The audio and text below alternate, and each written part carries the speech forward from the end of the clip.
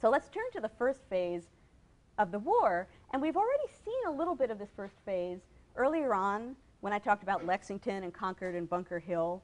This early phase of the war was guided by the main assumption on the part of the British that all the Americans needed was a little display of force, a little bit of military coercion, and the war would come to a quick close. So basically, just sort of impress upon them the stupidity of what they are doing, right? We are the British Army. We will come in and remind them what they are doing. They will be reminded that they're behaving illogically, and one way or another, this will end. Maybe a little reconciliation, a little friendly sort of gesture on our part towards the colonists, and we can bring this whole thing to a close. And Lexington and Concord are part of that strategy, right? Just a little display of force, and everything's going to be settled. Of course, the outcome is not what they would expect. It's just the opposite.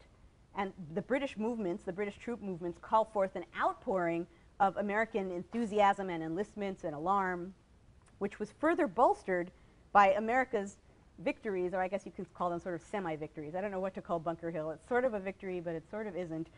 But certainly some Americans at the time, I suppose, because they weren't crushed to death, would have seen Bunker Hill as a victory. But so the fact that things were sort of persisting and they were standing up to the British at Bunker Hill in June of 1775 and at Fort Ticonderoga in May of 1775, that sort of helps to bolster American spirits.